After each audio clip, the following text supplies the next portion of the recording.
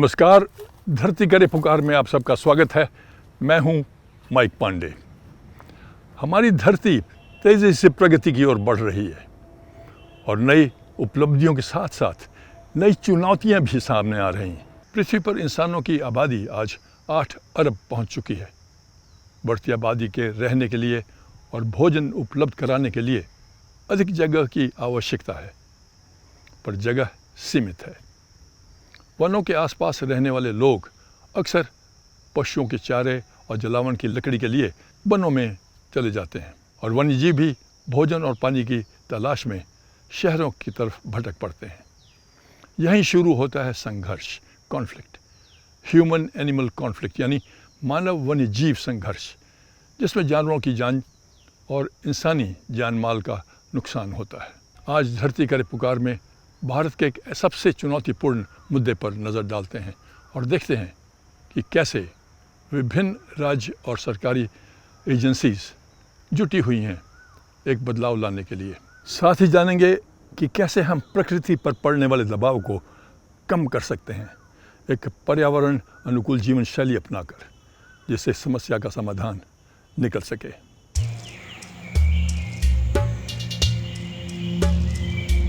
भारत के 22% से ज्यादा हिस्से में वन मौजूद हैं। ये वन घर हैं अनोखे जीवों का।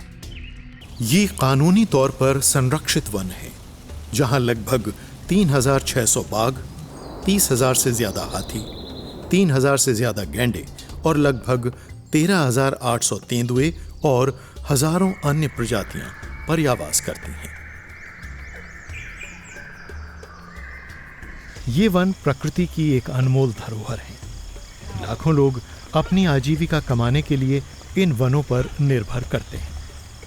बहुत सी इंसानी आबादी इन वनों के करीब बसी है और कई बार स्थानीय और ग्रामीण इन वनों में जलावन की लकड़ी, घास और मवेशी चराने के लिए पैठ कर जाते हैं और कई बार वन्यजीव भी पानी और भोजन की तलाश में वन छोड़कर इंसानी बस्तियों में आ जाते हैं।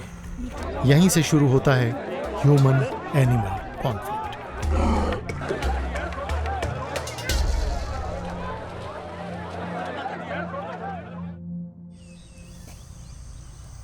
पृथ्वी पर जगह और संसाधन सीमित हैं।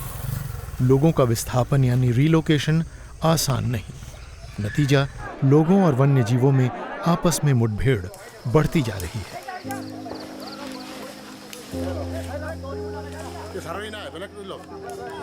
दुर्भाग्यवश ये मुठभेड़ अक्सर वन्य जीवों और लोगों दोनों के लिए जानलेवा साबित होती है। बीते 5 वर्षों में हाथी मानव मुठभेड़ में लगभग 2,000 से ज्यादा लोगों की जान गई और 200 से ज्यादा लोग बाघों के हमलों का शिकार हुए। मानव वन्य जीव मुठभेड़ एक बड़ी चुनौती है। भारत सरकार ऐसी मुठभेड़ों को हर स्तर पर कम करने के प्रयास कर रही है। लोगों को जागरूक और संवेदनशील किया जा रहा है। ऐसे समाधान ढूंढे जा रहे हैं जिससे लोगों और वन्य जीवों के बीच एक सामंजस्य यानी हार्मनी बनी रहे।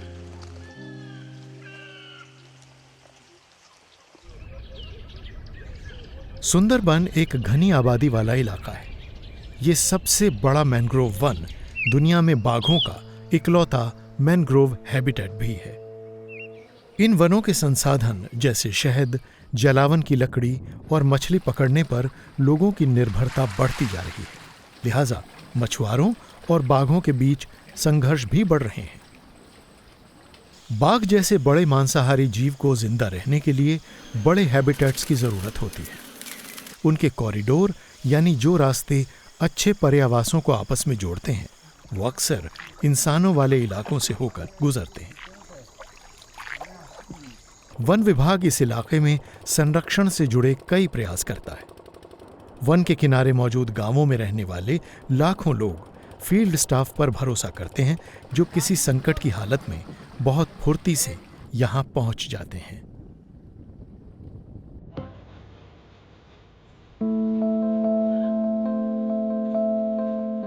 कुमीरमारी गांव में एक नई पहल शुरू हो रही है। पारंपरिक तरीके से वनों से शहद इकट्ठा करने के बजाय अब जॉइंट फॉरेस्ट मैनेजमेंट कमेटी यानी JFMC या संयुक्त वन प्रबंधन समिति और वन विभाग की मदद से मधुमक्खी पालन किया जा रहा है। यहाँ हर वर्ष शहद जुटाने की प्रक्रिया में कई स्थानीय लोग वन्य जीवों से मुठभेड़ में अपनी जान गंवा देते हैं। इन मुठभेड़ों के खतरे को कम करने के लिए मधुमक्खी पालन का प्रोजेक्ट शुरू किया गया और मधुमक्खियों की स्थानीय प्रजातियों के साथ मधुमक्खी पालन के वहनीय मॉडल बनाए गए। इस प्रोजेक्ट के जरिए शहद इकट्ठा करने के पारंपरिक तरीकों को बदला जा रहा है, क्योंकि पुराने तरीके में धुएं के जरिए मधुमक्खियों को उनके छत्ते से भगाया जाता था, जिससे उनकी पूरी कॉलोनी नष्ट हो जाती थी। इससे न केवल जैव विविधता को कायम रखने में मदद मिलती है, बल्कि इससे इस इलाके में इंसान और जानवरों के बीच होने वाला संघर्ष भी घट जाता है और स्थानीय लोगों को लगातार आमदनी भी होती रहती है।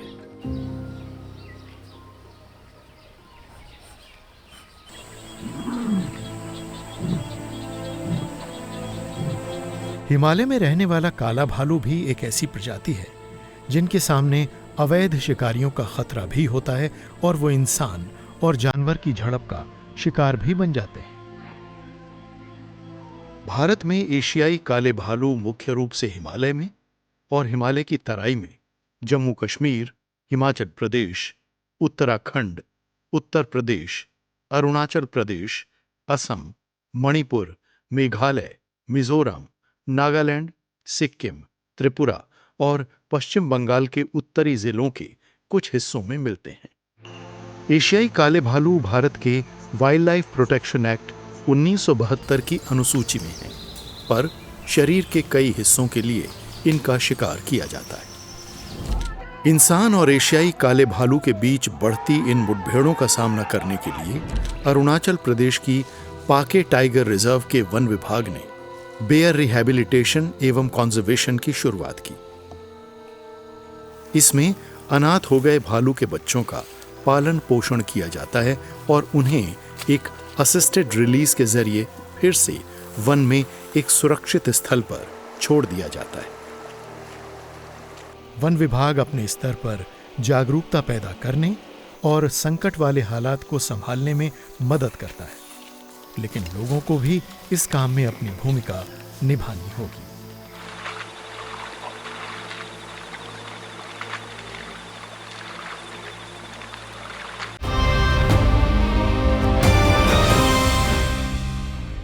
सरकार ने इस समस्या को कम करने के लिए ऐसी 12 प्रजातियां चुनी हैं जिनका कहीं ना कहीं किसी न किसी क्षेत्र में कॉन्फ्लिक्ट रहता है। इसमें टाइगर है, एलिफेंट, लेपर्ड, स्नो लेपर्ड भी है, सांप, मगरमच्छ, नीलगाय और बंदर भी है।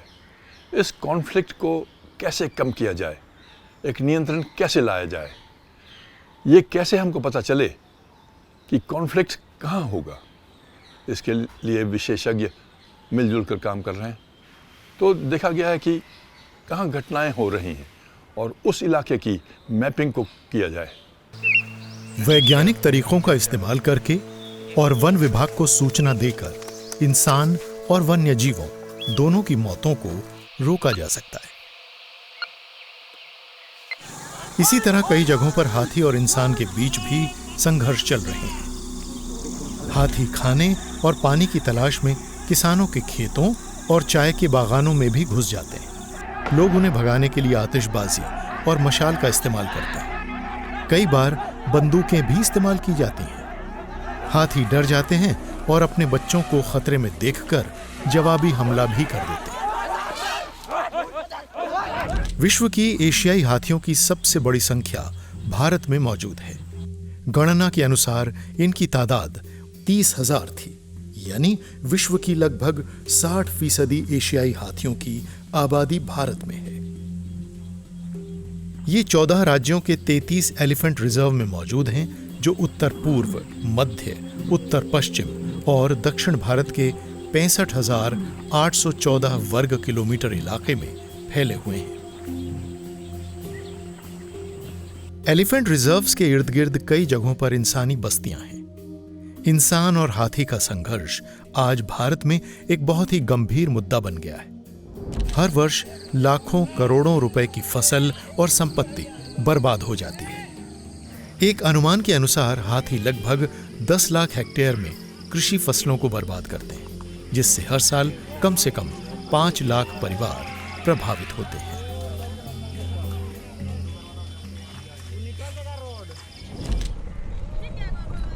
कर्नाटक का हसन जिला ऐसा ही इलाका है जहां पर ऐसी मुठभेड़ों के कारण लोगों के जीवन और उनकी आजीविका पर असर पड़ा है। भारत के दक्षिणी राज्य तमिलनाडु की अन्नामलाई हिल्स देश की एक ऐसी दुर्लभ जगह है जहां इंसान और हाथी शांति से एक साथ रहते थे। लेकिन पिछले कई दशकों के दौरान इस इलाके का स्वरूप बदला। पहले यहां पर वर्षावन हुआ करते थे, उनकी जगह चाय के बागान लगा दिए गए, जिससे इंसान और हाथी के बीच का संघर्ष बढ़ा। जब हाथी वलपराई पठार में खाने की खोज में निकलते हैं तो अक्सर चाय और कॉफी के बागानों के बीच से होकर गुजरते हैं, लेकिन हाल के बरसों में ये सीधे राशन की दुकानों पर पहुंच जाते हैं। चावल, दाल और चीनी उनके लिए एक नया आकर्षण है। इंसानों और हाथियों के बीच बढ़ती झड़पों को देखते हुए 2017 में एक संस्था ने वन विभाग के साथ मिलकर सरल, अनोखी और मोबाइल बेस्ड सहभागी पूर्व चेतावनी प्रणाली की शुरुआत की। वालपराई में बल्क एसएमएस और वॉइस कॉल अलर्ट्स ने लोगों को हाथियों के हमलों की आशंका वाले इलाकों से दूर रहने में मदद की है। ये सिस्टम उनके मोबाइल फोन पर फौरन सूचना भेजने की प्रणाली पर टिका हुआ है। हम न तो वाइल्ड लाइफ को लोगों से और न ही लोगों को वाइल्ड लाइफ से अलग कर सकते हैं। सदियों से मनुष्य और जानवर एक दूसरे के आसपास और साथ रहते आए हैं, पर पानी और भोजन की समस्या ने एक असंतुलन पैदा कर दिया है। इन झड़पों और मुठभेड़ों को घटाने का एक अहम हिस्सा है संवेदना, लोगों को संवेदनशील करना। सरकार की कम्युनिटी के साथ एंगेजमेंट और जागरूकता अभियान ये बहुत ज़रूरी है। स्थानीय लोगों को जितनी जानकारी दी जाएगी आसपास के जीवों की, उनके स्वभाव की, उनकी मूवमेंट की, उतना ही कॉन्फ्लिक्ट को टाला जा सकेगा। और जंगलों में पानी की उपलब्धि और स्थानीय समुदाय को इन जंगलों में विचरण करने पर पाबंदियाँ, ये बहुत ज़रूरी है। तभी जाकर मुठभेड़ कम होगी। वन विभाग हाथियों से जुड़े अलर्ट को लेकर हमेशा चौकन्ना रहता है। स्थानीय लोगों, एनजीओ की मदद और वन विभाग की लगातार जारी कोशिशों के कारण वलपराई संघर्ष मिटिगेशन मॉडल कामयाब साबित हुआ है। अब इसी मॉडल को कर्नाटक के हसन जिले में भी अमल में लाया जा रहा है। असम में हाथियों की संख्या लगभग 5700 है, जिससे ये भारत में कर्नाटक के बाद दूसरा सबसे ज्यादा हाथियों वाला क्षेत्र बन गया है। स्वयंसेवक समूह ने स्थानीय किसानों के साथ काम करते हुए उन्हें इस बात के लिए प्रोत्साहित किया कि वो अपनी मुख्य फसलों से दूर और इंसानी आबादी के इर्द गिर्द 200 बीघा जमीन में लोअर क्रॉप यानी धान और अन्य खुराक वाली दूसरी फसलें उगाएं। इस तरीके से हाथियों और लोगों दोनों के लिए एक ठोस समाधान निकल आया।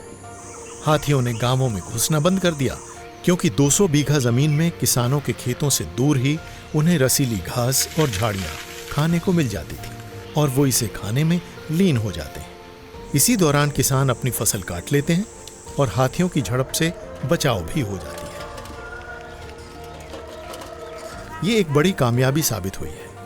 एकजुट प्रयास का उदाहरण, जहां नौगांव जिले के सिकोनी और कोठिया टोली गांवों के बीच कार्बी आंगलोंग रोंगहांग हाथी खुली इलाके में किसानों ने इस साल अपनी 600 बीघा से भी ज्यादा जमीन हैंडओवर कर दी, ताकि जंगली हाथियों के साथ मुठभेड़ों को रोका जा सके। इन्हीं कोशिशों के कारण 2020 में लगभग 500 गांव बचे और 40,000 बीघा इलाके में फसलें भी बची रहीं। सरकार के द्वारा रेडियो कॉलर के इस्तेमाल से कई वन इलाकों को कायम रखने का प्रयास हो रहा है। वन विभाग और यहाँ के समुदायों का एकजुट प्रयास यहाँ कामयाब हो रहा है।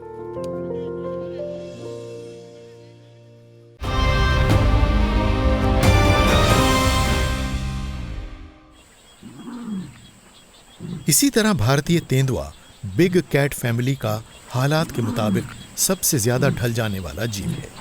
ये पूरे भारतीय उपमहाद्वीप में पाया जाता है। Status of leopard in India 2018 report के मुताबिक 2014 से तेंदुए की आबादी में 60% बढ़ोतरी रिकॉर्ड की गई है और आज इसकी आबादी लगभग 13,800 है। लेकिन तेंदुए आज खतरे में हैं और IUCN ने इन्हें वल्नरेबल घोषित किया है। वनों में शिकार की कमी के कारण तेंदुए इंसानी बस्तियों की तरफ निकल पड़ते हैं। वनों के बाहर कुत्ते और मवेशियों के बच्चे इनका मुख्य भोजन है, पर कई बार इनका सामना मनुष्य से भी हो जाता है। ऐसी मुठभेड़ों को टालने के लिए शिमला, हिमाचल प्रदेश के वन्य जीव विभाग ने तेंदुए के साथ मुठभेड़ के संभावित कारणों के बारे में स्थानीय निवासियों के बीच जागरूकता अभियान चलाए हैं। ऐसी घटनाओं का सामना करने के लिए एक रैपिड रेस्पॉन्स टीम हमेशा तैयार रहती है। तेंदुओं की गतिविधियों पर नजर रखने के लिए जगह जगह पर कैमरा ट्रैप लगा दिए गए हैं। वन विभाग स्थानीय लोगों के साथ मिलकर तेंदुओं की मूवमेंट पर नजर रखने के लिए लगातार सर्वे करते हैं। इससे लोग वन्य जीवों के प्रति संवेदनशील हुए हैं और वो अब सुरक्षित महसूस करते हैं। घायल जंगली जीवों के लिए जगह जगह पर रेस्क्यू सेंटर बनाए गए हैं और उनके इलाज के बाद उन्हें वापस वन में छोड़ दिया जाता है। इन मुठभेड़ों को कम करने के सिलसिले में सरकार की नीतियां पहले से ही मौजूद हैं और जमीनी स्तर पर इन मुठभेड़ों से जुड़े मसलों को सुलझाने के लिए ठोस कदम उठाए भी जा रहे हैं। जरूरत है जागरूकता की, जीवों के प्रति उदारता की और संतुलन बनाकर सामंजस्य के साथ रहने की भावना की।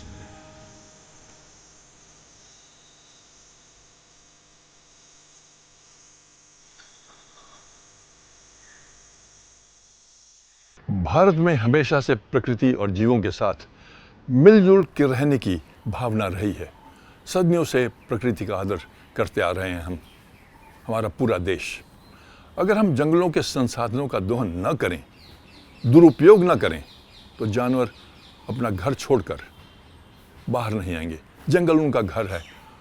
वो सिर्फ भोजन और पानी की खोज में जंगल से बाहर निकलते हैं।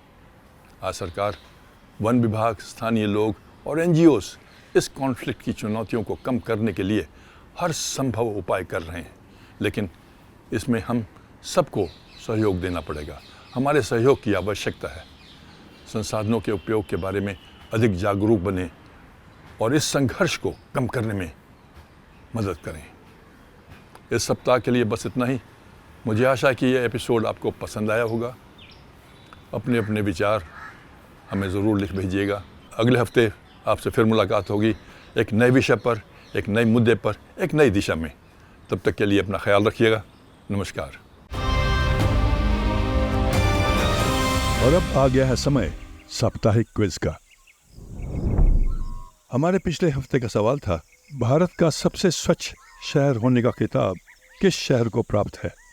Which city holds the title of being India's cleanest city? और इसका सही उत्तर है इंदौर। और आज के विजेता हैं सनी पटेल, सुभाष लोहिया, राजेंद्र सिंह पवार, सुनील कुमार गोयल और पुष्पांक डांग।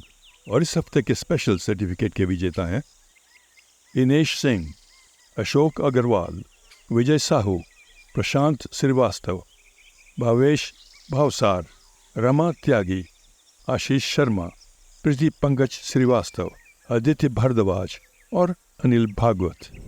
और हमारा आज का सवाल है, भारत के किस राज्य में एशियाई हाथियों की संख्या सबसे अधिक है? Which Indian state has the highest number of Asian elephants? अपने अपने जवाब एक हफ्ते के अंदर अपने नाम और पूरे पते के साथ इस पते पर लिख भेजिए। हमारा पता है कमरा नंबर 880, 8वीं मंजिल, सूचना भवन, CGO कॉम्प्लेक्स, लोधी रोड, नई दिल्ली 110003। और हमारा ईमेल ID है dhartikarepukaar@gmail.com। पहले 5 विजेताओं को मिलेगा धरती करे पुकार की तरफ से एक T-शर्ट और सर्टिफिकेट, और अगले 10 विजेताओं को धरती करे पुकार के friends of the earth certificate.